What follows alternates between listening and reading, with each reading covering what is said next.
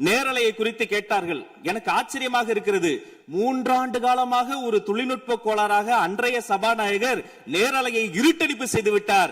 ஆனால் இன்று மாண்புமிகு சபாநாயகர் நேரலையை கொடுத்துக் கொண்டிருக்கிறார். அவருக்கு எங்கள் சார்பாகவும் நன்றியை கூறிக்கொண்டு, விவசாயிகளை குறித்து இந்த மாமன்றத்தில் ஒன்று சொல்கிறேன். தமிழ்நாடு வரலாற்றிலேயே விவசாயிகளினுடைய சங்கத்தின் தலைவர்கள் மீது குண்டாஸ் போட்ட ஒரு சர்க்கார் திமுக சர்க்கார்.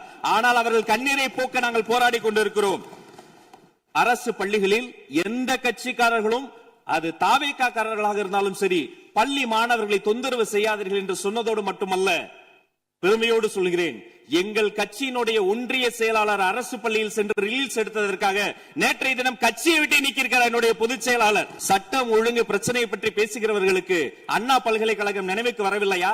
அண்ணா நகரில் பெத்த பிள்ளைக்கு கொடுமை நடந்ததற்கு கம்ப்ளைண்ட் கொடுக்க வந்த அப்பா அம்மா மீதே அடித்து துன்புறுத்தியது நினைவுக்கு வரவில்லையா? யார் அந்த மேலிடம் என்று கேட்பவர்களுக்கு யார் அந்த சார் என்பது நினைவுக்கு வரவில்லையா என்பதை உங்கள் மூலமாக நான் கேட்டுக்கொள்கிறேன். இடையில் ஆங்கிலத்தில் ஒரு விஷயம் சொன்னார், to remain silent. I want to quote Walter. I may not agree with what you are saying, but I am ready to give my life to defend your right to say it. எதிர்க்கட்சிகளினுடைய கருத்துகளையும் அரவணைக்கக்கூடிய மாமனிதர் இந்த மன்றத்தில் முதல்வராக உட்கார்ந்து கொண்டிருக்கிறார்.